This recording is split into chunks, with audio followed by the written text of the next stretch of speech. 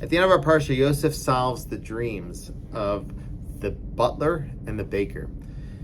The butler will be reinstated to his position. He will live within 3 days. And the baker, on the other hand, will die within 3 days. And the question is, how did Yosef arrive at these conclusions from the dreams themselves? There are 3 elements within the butler's dream which hints to life, and 3 elements which hint to death within the baker's dream. The first element of life in the butler's dream is that the butler is giving in the dream wine to Pharaoh. In the baker's dream, the birds are taking the bread and eating it from the baker's basket that's on his head.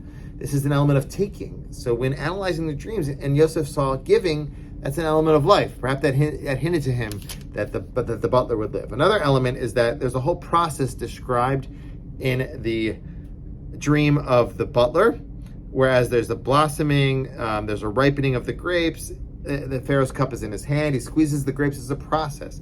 Many times enduring things a result from a process, a gradual process. In the dream of the baker, we're just presented with the bread, the final product, but we don't know how it arrived at that point. So perhaps this element of process of growth, of development in the dream of the butler hints to life as well. Finally, this is a really important and valuable message for us going into Chanukah.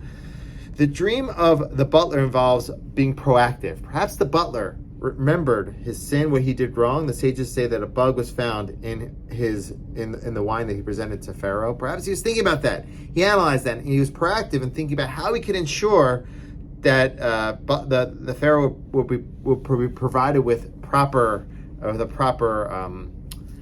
product.